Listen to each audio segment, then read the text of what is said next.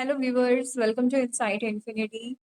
Last class के अंदर हमने विशेषण चैप्टर को कंप्लीट किया था। आज हम चैप्टर नंबर 6 करने जा रहे हैं। ये आपकी हिंदी व्याकरण की छठी वीडियो है, जिसमें कि हमारा टॉपिक जो रहने वाला है वो रहने वाला है क्रिया। क्रिया किसे कहते हैं, इसकी भेद हम एक ही क्लास के अंदर इस टॉपिक को भी कवर अप करेंगे, ताकि आप जो है ज्यादा से ज्यादा इस टॉपिक को समझकर अपने क्वेश्चन प्रैक्टिस कर सकें, क्योंकि आपकी EMRS की डेट भी अनाउंस हो चुकी है। तो चलिए टाइम वेस्ट किए बिना हमारे टॉपिक को हम शुरू करते हैं।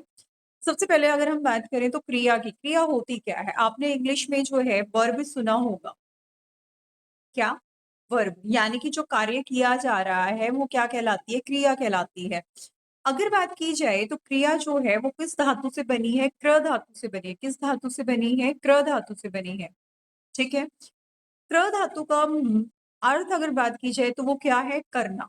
ओके। या फिर आपसे क्वेश्चन ये पूछा जा सकता है, क्रिया का मूल रूप क्या है? तो क्रिया का मूल रूप क्या है? धातु है। क्या है क्रिया का मूल रूप? धातु। ठीक है। अगर बात की जाए तो प्रत्येक क्रिया जो है वो किसी ना किसी धातु से बनती है, किसी ना किसी धातु से बनी होती है। फॉर एग्जाम्पल अगर मैं लिखती हूँ सो, ठीक है, इसमें अगर ना जोड़ दिया जाए तो ये क्या बनेगा? सोना। ओके। चलिए, धातु के अंत में जो है ना प्रत्यय जोड़कर क्रिया का निर्माण किया जाता है, यानी कि कोई भी धातु हो, उस धातु के अंत में अगर हम ना लगा रहे हैं तो उससे क्या होगा? आपका क्रिया का निर्माण होगा। जैसे मैंने आपको अभी बताया, सोना हो गया। अगर आप वो लिख रहे हैं जा, क्या है? जा है धातु। अगर मैं इसमें ना प्रत्यय लगा दूं तो ये क्या बन जाएगा? जाना। तो जाना क्या बन गई? एक क्रिया बन गई। क्लियर है? जैसे आप यहाँ देख सकते हैं, चल प्लस ना, चलना। रख प्लस ना, रखना। उठ जमा ना, उठना। तो ये क्या हो गई? ये हमारी जो है ये है धातु, और इनमें जब हमने ना प्रत्यय को जोड़ा तो उससे क्या बना? किसका निर्माण हुआ? क्रिया का निर्माण हुआ। अगर बात की जाए तो क्रिया का विभाजन जो है वो दो आधार पर किया जाता है, दो बेसिस पर होता है। एक तो होता है व्युत्पत्ति के आधार पर, यानी कि रचना के आधार पर। ओके। दूसरा होता है कर्म के आधार पर। अगर सबसे पहले बात आपसे क्वेश्चन यहाँ से भी पूछा जा सकता है कि रचना के आधार पर क्रिया के कितने भेद होते हैं, या कर्म के आधार पर क्रिया के कितने भेद होते हैं। अगर बात की जाए रचना के आधार पर, तो रचना के आधार पर क्रिया के चार भेद होते हैं। कितने होते हैं? चार भेद होते हैं। एक होता है प्रेरणार्थक क्रिया। ओके। प्रेरणार्थक क्रिया में क्या हो जाएगा कि जो करता है, यानी कार्य को करने वाला जो है, सब्जेक्ट जो है, वो कार्य को खुद ना करके किसी और से करवाता है। ठीक है। तो वो क्या हो गई? प्रेरणार्थक क्रिया हो गई। इसके भी दो भेद आप पढ़ेंगे, प्रथम प्रेरणार्थक और द्वितीय प्रेरणार्थक। दूसरा होता है संयुक्त क्रिया। तीसरी है आपकी नाम धातु क्रिया, और चौथी आपकी रहने वाली है पूर्वकालिक क्रिया। मैं एक बार दोबारा रिपीट करती हूँ।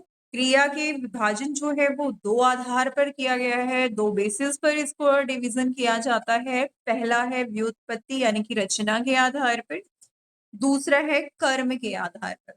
व्युत्पत्ति रचना के आधार पर इसके चार भेद हैं: प्रेरणार्थक क्रिया, संयुक्त क्रिया, नाम धातु क्रिया, पूर्वकालिक क्रिया। क्लियर? कर्म के आधार पर बात की जाए तो अकर्मक क्रिया व सकर्मक क्रिया। क्लियर है? कौन सी? अकर्मक क्रिया व सकर्मक क्रिया। किस बेस पर है? कर्म के आधार पर है, जबकि रचना के आधार पर चार भेद हैं। चलिए सबसे पहले हम पढ़ते हैं प्रेरणार्थक क्रिया की। प्रेरणार्थक क्रिया होती क्या है? तो प्रेरणार्थक क्रिया क्या है? वे क्रियाएं जिनमें जिनसे पता चलेगी कर्ता स्वयं कार्य न करके किसी अन्य को कार्य करने के लिए की प्रेरणा दे। तो क्या है प्रेरणार्थक क्रिया? क्या हो जाएगी? वो शब्द विक्रियाएं जिससे पता चलता है कि कर्ता, यानी कि जो सब्जेक्ट है, डूअर है, वो काम को खुद ना करके किसी दूसरे को प्रेरित कर रहा है उस काम को करने के लिए। ठीक है। अगर मैं बात करूं तो ये प्रथम प्रेरणा और द्वितीय प्रेरणा, मैंने इसके आपके दो भेद बताए कि प्रेरणार्थक क्रिया जो है इसके दो भेद होते हैं। एक होता है प्रथम प्रेरणार्थक, दूसरा होता है द्वितीय प्रेरणार्थक। अब देखिएगा इसको प्रथम प्रेरणार्थक में और द्वितीय प्रेरणार्थक में क्या डिफरेंस है। प्रथम प्रेरणार्थक में जो है क्रिया के साथ क्या लग जाएगा? आना प्रत्यय का प्रयोग किया जाएगा। ओके। जैसे कि उठना है, उठना क्या है? क्रिया है, इसमें आना प्रत्यय लगाया गया, उठाना। ठीक है। सोना, तो सोना का क्या हो जाएगा? सुलाना। पढ़ना में आना प्रत्यय, पढ़ाना। देखना, देखना में आना प्रत्यय लिखा लगाया हमने, दिखाना।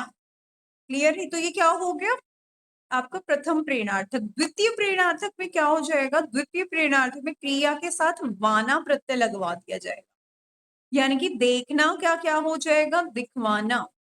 पढ़ना का क्या हो जाएगा? पढ़वाना। उठना का उठवाना। सोना का क्या हो जाएगा? सुलवाना। रोना का रुलवाना। अब अगर हम इनके एग्जाम्पल्स की बात करते हैं तो सबसे पहले हम इसका एक एग्जाम्पल लेते हैं। इसका उदाहरण होगा आपका क्या? इसका उदाहरण होगा आपका जैसे कि माँ ने पत्र लिखाया या माँ ने पत्र लिखा।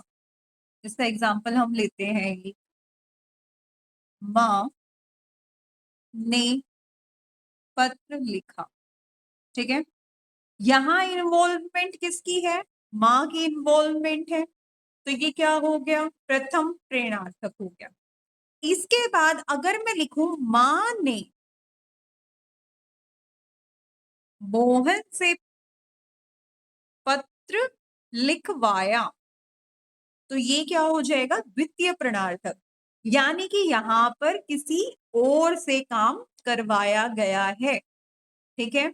जैसे कि अगर मान लीजिए, अच्छा एक आपका नॉर्मल एग्जांपल लेते हैं। फॉर एग्जांपल मान लीजिए आपके दूध में, घर में दूध गर्म हो रहा है। ठीक है। एक आपकी मदर बोलती है कि मैंने दूध देखा। ठीक है। तो क्या कर रही है? देख रही है। दूसरा अगर मैं बोलूं माँ ने गीता से दूध दिखवाया, तो ये क्या हो जाएगा? द्वितीय प्रेरणार्थक हो जाएगा। ठीक है। प्रथम प्रेरणार्थक जिसमें कर्ता खुद इन्वॉल्व होता है, जबकि अगर बात किया जाए द्वितीय प्रेरणार्थक में तो इसमें किसी अन्य के द्वारा काम करवाया जाता है। अगर इसका कोई और भी एग्जाम्पल लिया जाए तो इसका एक एग्जाम्पल आपका यहाँ हो सकता है कि मैंने उसे हंसाया। ठीक है। ये भी एग्जाम्पल क्या है? आपका प्रथम प्रेरणार्थक का है। मैंने उसे हंसाया, यानी कि किसके द्वारा? कर्ता के द्वारा स्वयं ये काम किया गया है। ठीक है। मैंने उसे हंसाया, वो खुद नहीं हंसी है, उसने क्या किया है? किसी और को हंसाया है। या आप ये नहीं बोल सकते कि आप उसने उसे सोना है, उसने उसे सुलाया है। यस, उसने उसे सुलाना है। ठीक है। द्वितीय प्रेरणार्थक में आपका एग्जाम्पल ये हो जाएगा, मैंने उससे किताब लिखवाई। क्लियर? इसके बाद अगर हम नेक्स्ट बात करते हैं संयुक्त क्रिया की, तो संयुक्त क्रिया में होता क्या है? संयुक्त क्रिया के अंदर, संयुक्त से मतलब क्या है? मिलकर बनना, दो से मिलकर, दो या दो से अधिक धातुओं से बनने वाली क्रिया, यानी कि ऐसी क्रिया जो या तो दो या फिर दो से ज्यादा से धातुओं से बनती है। अब धातु हमने यहाँ तो हम पढ़ रहे थे एक ही धातु के बारे में, संयुक्त क्रिया में हम पढ़ेंगे दो धातुओं के बारे में। जैसे कि चल पड़ा, मोहन घर से बस के लिए चल पड़ा, तो ये चल पड़ा क्या है? संयुक्त क्रिया। मोहन बेड पर सो गया, सो गया। रेलगाड़ी पटरी से चल पड़ी, तो तुम्हें समझदारी से बोलना चाहिए। भागने लगा का आप बोल सकते हो चोर पुलिस को देखकर भागने लगा, तो यहाँ पर क्या? दो धातुओं का प्रयोग हो रहा है, तो ऐसी क्रिया क्या कहलाएगी? आपकी संयुक्त क्रिया कहलाएगी। क्लियर? इसके बाद अगर हम थर्ड क्रिया की बात करते हैं जो कि है आपकी क्या? नाम धातु क्रिया। कौन सी क्रिया है? नाम धातु क्रिया। नाम धातु क्रिया क्या होती है? नाम धातु क्रिया होती है जो संज्ञा सर्वनाम, वो क्रियाएं जो संज्ञा सर्वनाम या विशेषण से बनती है। अभी तक किससे बन रही थी? धातु से बन रही थी। अब किससे बन रही है? संज्ञा सर्वनाम या विशेषण से बनेगी। अब जैसे शर्म है, शर्म क्या है? संज्ञा है। शर्म से बन गया शर्माना। ठीक है। हाथ से बन जाएगा हथियाना, लात से बन जाएगा लतियाना, लालच से बन जाएगा ललचाना, लाठी से लठियाना। तो ये क्या है? संज्ञा से क्या बनाई जा रही है? नाम धातु क्रिया बनाई जा रही है। क्लियर? सरनाम में आपका एक ही आएगा, अपना से अपनाना। क्लियर? विशेषण में, जैसे कि विशेषण आपको पता है क्या होते हैं, लास्ट वीडियो में मैंने बहुत ज्यादा अच्छे से आपको समझाया है, आप उसको देखिएगा। सरनाम भी मैंने आपको बहुत अच्छे से करवा दिया है, संज्ञा सरनाम विशेषण में तीनों ही टॉपिक मैं अच्छे से करवा चुकी हूँ। तो विशेषण क्या है जो विशेषता बताते हैं? चिकना, चिकना का चिकनाना, गर्म का गरमाना। ठीक है, तो ये धातु क्या कहलाएंगी? नाम धातु कहलाएंगी। अगर हम इनके एग्जाम्पल की बात करते हैं तो इसका एग्जाम्पल क्या हो जाएगा कि उसने मेरी पूरी संपत्ति हथिया ली। ओके, तो ये क्या हो गया? हाथ से हथियाना हो गया, तो उसने क्या कर लिया? मेरी पूरी संपत्ति हथिया ली। इसका हम दूसरा एग्जाम्पल जो है वो ये भी ले सकते हैं कि उसने गीता से पेन हथिया लिया। ओके, उसने गीता से पेन हथिया लिया। क्लियर है? दूसरा ये हो सकता है कि लालच का हो सकता है क्या? तुम्हें मिठाई देखकर ललचाना नहीं चाहिए, तुम्हें मिठाई देखकर ललचाना नहीं चाहिए। क्लियर? और अगर हम विशेषण से बात करते हैं इससे एक एग्जाम्पल बनाने की, तो इसका एक एग्जाम्पल ये हो सकता है आपका कि कुम्हार ने चिकनी मिट्टी से, कुम्हार ने चिकनी मिट्टी से मूर्तियां चिकनाई, मूर्तियां चिकनाई। क्लियर? तो ये क्या हो गया? ये नाम धातु क्रिया हो गया। क्लियर? इसके बाद अगर हम फोर्थ टाइप की बात करते हैं तो फोर्थ क्या है आपका? फोर्थ है आपका पूर्वकालिक क्रिया। क्या है फोर्थ? पूर्वकालिक क्रिया। अब पूर्वकालिक क्रिया क्या होती है? जब कर्ता जो है वो एक क्रिया को खत्म कर चुका है, एक काम को खत्म कर चुका है, उसके तुरंत बाद दूसरी क्रिया में जो है वो लग जाए। ठीक है, तो उससे क्या कहेंगे? समाप्त होने वाली, तो उससे पहले वाली समाप्त होने वाली जो क्रिया होगी उसे क्या कहेंगे? पूर्वकालिक क्रिया कहेंगे। यानी कि मान लीजिए कोई व्यक्ति है, उसने एक काम शुरू किया और उसको खत्म कर दिया और उसके तुरंत बाद वो दूसरा काम शुरू कर रहा है, तो ये जो पहला काम उसने किया है, पहला कार्य किया है, वो क्या कहलाएगा? पूर्वकालिक क्रिया कहलाएगा। क्लियर? एग्जाम्पल देखते हैं, इसका एग्जाम्पल क्या होगा? सीता ने झाड़ू लगाकर पोछा लगाया, तो उसने पहला काम कौन सा फिनिश किया? झाड़ू लगाना फिनिश किया। उसके बाद उसने क्या किया है? क्लियर? तो ये झाड़ू लगाना यहाँ पर क्या हो जाएगा? पूर्वकालिक क्रिया हो जाएगी, यानी कि पूर्वकाल, यानी कि पहले के काल में की गई क्रिया जो है वो क्या कहलाएगी? पूर्वकालिक क्रिया।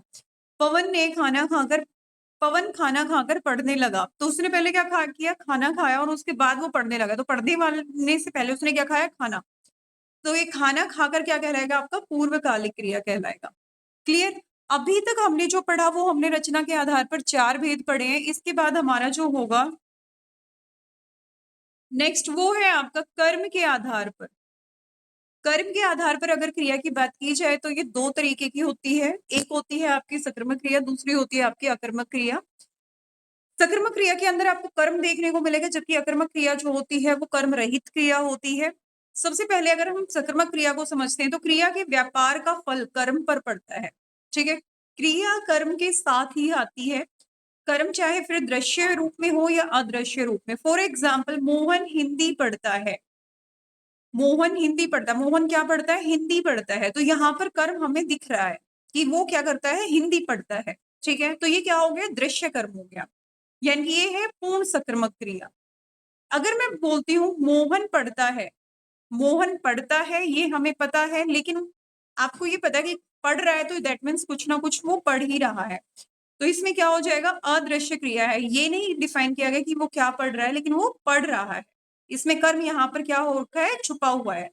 तो ये क्या हो गई? अपूर्ण सकर्मक क्रिया हो गई। ठीक है, विद्यार्थी हिंदी पढ़ते हैं, विद्यार्थी हिंदी पढ़ते हैं। ओके, तो ये क्या हो जाएगा? यहाँ पर हिंदी, यहाँ पर हिंदी दिया हुआ, दैट मीन्स कर्म दृश्य है, पूर्ण सकर्मक है। अगर हम बात करते हैं सकर्मक क्रिया की भी, तो ये दो तरीके की होती है। एक होती है एक कर्मक क्रिया, दूसरी होती है द्विकर्मक क्रिया। क्या है? एक होगी आपकी एक कर्मक क्रिया, दूसरी होगी द्विकर्मक। एक कर्मक क्रिया के अंदर दृश्य क्रम के साथ, दैट मीन्स राधिका हिंदी पढ़ती है एक कर्म के साथ ही। यहाँ पर एक कर्म होगा, दो कर्म नहीं। द्विकर्मक यानी कि दो कर्म, एक कर्मक यानी कि एक कर्म। राधिका हिंदी पढ़ती है, तो यहाँ हिंदी क्या है? हिंदी कर्म है, ठीक है। अनीता चावल खाती है, तो ये चावल क्या है? कर्म है। गरिमा निबंध लिखती है, तो ये क्या है? कर्म है। तो आपने इन एग्जांपल्स में देखा कि यहाँ पर तीनों में ही क्या है? एक एक कर्म है। अगर हम द्विकर्मक क्रिया की बात करते हैं, तो जैसे सीमा विद्यालय में अंग्रेजी पढ़ाती है, तो यहाँ पर विद्यालय जो है वो फर्स्ट हो गया कर्म, और अंग्रेजी जो है ये क्या हो गया? दूसरा कर्म हो गया। माता जी घर में अचार बनाती है, तो घर और अचार ये दो क्या हो गए? कर्म हो गए। क्लियर? अगर मैं ये लिखती कि माता जी अचार बनाती है, तो ये एक कर्मक हो जाती, लेकिन मैंने क्या लिखा? माता जी घर में अचार बनाती है, तो घर और अचार क्या हो गए? विकर्मक हो गए। क्लियर? इसके बाद अगर हम बात करते हैं अकर्मक क्रिया की, तो अगर आप अकर्मक क्रिया को पहचानना चाहते हैं, तो उसका सबसे बेस्ट एग्जाम्पल रहेगा कि आप उसमें क्या क्वेश्चन जो है, क्या प्रश्न का यूज करें। ऐसी क्रिया जिसमें कर्म नहीं होता, वो क्या कहलाएगी? अकर्मक क्रिया कहलाएगी। वाक्य में क्रिया जब बिना कर्म के आती है, तो वह अकर्मक क्रिया कहलाती है। फॉर एग्जाम्पल, चिड़िया उड़ती है, चिड़िया उड़ती है, तो यहां हम ये नहीं बोल सकते कि चिड़िया क्या उड़ती है। आप यहाँ जब ये क्वेश्चन लगाकर देखेंगे चिड़िया क्या उड़ती है, तो इसकी कोई सेंस नहीं बनती, इसलिए क्या है? अकर्मक क्रिया है। क्लियर? अगर ये मैं यही बोलती यहाँ पर, जैसे कि मोहन हिंदी पढ़ता है, मोहन क्या पढ़ता है, तो यहाँ आपको इसका उत्तर मिलेगा हिंदी पढ़ता है। दैट मीन्स यहाँ कर्म है, लेकिन इधर आपको कर्म नहीं मिलेगा। राघव दौड़ता है, राघव क्या दौड़ता है? ओके, राघव क्या दौड़ता है, तो ये इसकी कोई सेंस नहीं बनी, इसलिए क्या है? अकर्मक क्रिया। काजल सो रही है, काजल क्या सो रही है? क्लियर? इसके बाद है कमल छत पर बैठा है, तो यहाँ अकर्मक क्रिया क्या हो जाएगी? दिन, रास्ते, छत, सो, ये सारी क्या है? अकर्मक क्रिया के उदाहरण है। क्लियर? इसके बाद अगर आपकी बात की जाए, तो अकर्मक क्रिया से सकर्मक क्रिया बनने की बात हम करते हैं। राघव बच्चों को दौड़ाता है, क्या है? राघव बच्चों को दौड़ाता है, तो ये क्या बन गया? सकर्मक क्रिया बन गया। हमने इससे पीछे में वाले एग्जाम्पल में देखा, यहाँ पर हमने पीछे अकर्मक में पढ़ा राघव दौड़ता है, और इधर हमने जो है यहाँ पर इसको जब हम सकर्मक बनाएंगे, तो क्या बनेगा? राघव बच्चों को दौड़ाता है। क्लियर? इसके अलावा अगर हम बात करें, काजल बच्चों को सुला रही है, कमल दादी जी को छत पर बैठा रही है, राम नन्हे बच्चों को चला रहा है, तो क्लियर है? अकर्मक क्रिया से सकर्मक। अब हमारी कुछ तीन और क्रियाएं बचती हैं इनके अलावा, तो वो तीन क्रियाएं कौन सी हैं? पहली है नाम बोधक क्रिया, ठीक है, जिसमें कि क्या होता है? संज्ञा या विशेषण के साथ क्रिया जोड़ने पर बनने वाली जो क्रिया होगी, वो क्या कहलाएगी? नाम बोधक, यानी कि आंख दिखाना। आंख क्या है? संज्ञा। आंख उठाना, स्वस्थ होना, उत्साह जगाना, तो ये सभी क्या है? ये है आपकी क्या? नाम बोधक क्रियाएं, जो कि मोस्टली ज्यादातर जो है वो मुहावरे के रूप में प्रयोग की जाती है। दूसरी अगर हम बात करते हैं, तो वो है आपकी क्रियार्थक संज्ञा। क्रियार्थक में क्या होगा? जब कोई क्रिया जो है वो संज्ञा के रूप में प्रयोग की जाती है। क्या? कोई भी क्रिया संज्ञा के रूप में। पढ़ना क्या है? क्रिया है। लिखना क्या है? क्रिया है। पढ़ना लिखना क्या हो गया? क्रिया है, लेकिन ये किसकी तरह प्रयोग कर रहे हैं हम? इसका संज्ञा की तरह प्रयोग कर रहे हैं, तो ये क्या हो जाएगी? क्रियार्थक संज्ञा हो जाएगी। क्लियर? जैसे डरना मना है, तो डरना भी क्या है? क्रिया है। थूकना मना है, थूकना क्रिया है। शराब पीना स्वास्थ्य के लिए हानिकारक है, तो शराब पीना भी क्या है? यहाँ पर संख्या के रूप में प्रयोग हो रहा है, ये भी क्रिया है। क्लियर? तो इन्हें क्या कहेंगे हम? इन्हें कहेंगे हम क्रियार्थक संज्ञा। एक होती है अनुकरणात्मक संज्ञा। अनुकरणात्मक संज्ञा का मतलब क्या है? किसी शब्द या धातु का अनुकरण करके किसी क्रिया की पुनरावृत्ति को प्रदर्शित करना। अब हिन जो है वो भी क्या है? क्रिया, और उसके बाद इसी को दोबारा रिपीट करना क्या हो गया? हिन हिनाना, मिमियाना, खट खटाना, थरथराना, टिमटिमाना, तो ये सभी क्या है? अनुकरणात्मक क्रियाएं हैं। आपका जो ये क्रिया का टॉपिक है ये यहीं खत्म होता है। ठीक है, इसके बाद जो है अब आसानी से और जो है क्वेश्चंस उसके अब सॉल्व कर सकते हैं अगर आप कोशिश करेंगे तो। अगर आपको वीडियो पसंद आई है तो लाइक करें, शेयर करें, सब्सक्राइब करें। Thank you for watching.